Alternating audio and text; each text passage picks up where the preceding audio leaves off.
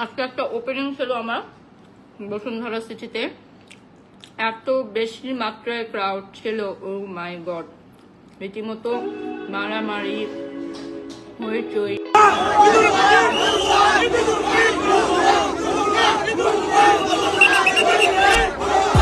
অবশেষে মুখ খুলেছে বারিশা হক বসুন্ধরা সিটিতে তাদেরকে নিয়ে কি হয়েছে সেই বিষয়ে।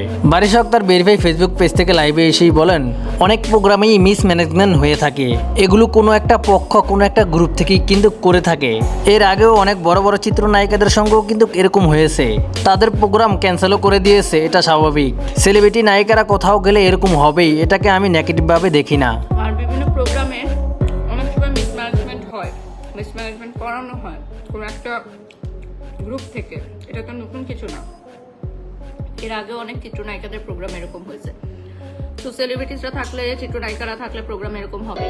বারিশা হক আরো বলেন, এ ধরনের ঘটনা এটা নতুন কিছু না, এরকম অনেক ঘটনাই অনেক সেলিব্রিটিদের সঙ্গেই ঘটেছে। বারিশা হক এটাকে নেগেটিভ ভাবে দেখছেন না, তিনি এটাকে পজিটিভ ভাবেই দেখেছেন। তিনি বলেন, এখান থেকে অনেক কিছুই শিখতে পারবো, অভিজ্ঞতা অর্জন হলো। এই ধরনের ঘটনা আসলে ওপেনিং সেরেমনিতে এটা নতুন কিছু না, এটা নতুন একটা ট্রেন্ড শুরু হয়েছে। এর আগেও অনেক জনপ্রিয় চিত্রনায়িকাদের প্রোগ্রাম ক্যান্সেল করে দেওয়া হয়েছে, প্রোগ্রামে মিসম্যানেজমেন্ট করা হয়েছে। সো এগুলো নতুন কিছু না, এটা হচ্ছে একটা অভিজ্ঞতা। জীবনে সবকিছুর একটা অভিজ্ঞতা থাকতে হয় না, সেরকম একটা অভিজ্ঞতা।